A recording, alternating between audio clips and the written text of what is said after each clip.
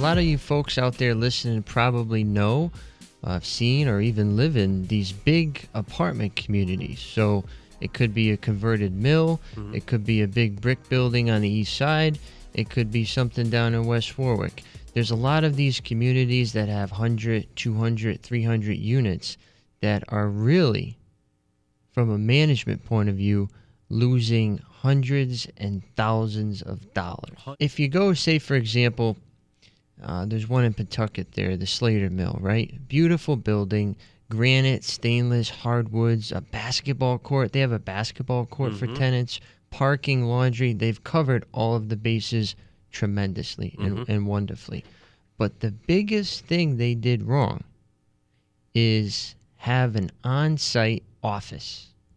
Well, what about like the personal attention and all that stuff? Well, costs a lot of money.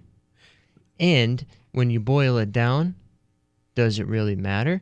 Or could you give it in a more efficient way? So let me break it down for you. An office like Slater Mill, it might have a secretary, a leasing agent, a property manager, somebody picking up the phones, a janitor, maintenance staff. These are all folks that I've just rattled off that are salaried employees.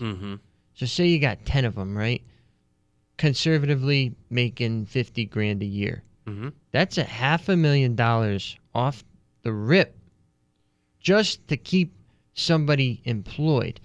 Don't let me talk about general liability, umbrella insurance, unemployment, workers' comp, payroll taxes, payroll insurance, all of these things that go on top of that $500,000.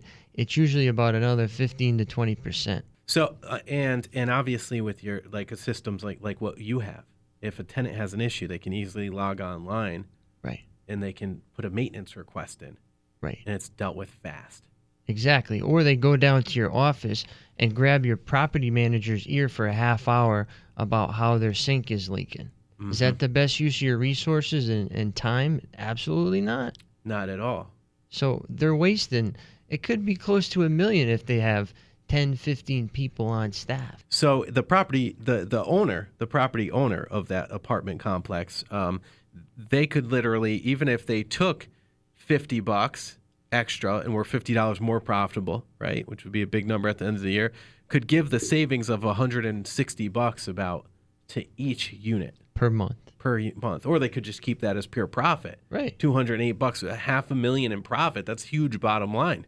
Yeah, and that's if they hire a management company like Nexus, pay a very nominal management fee, and change their mindset from, like we said, the old school way to the new school way. You don't need an office. It's a waste of time, and it's a waste of money. They should be paying for performance, not for sitting or for time watching.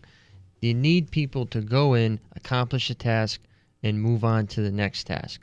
When you pay somebody salary, they're going to sit, they're going to watch the clock.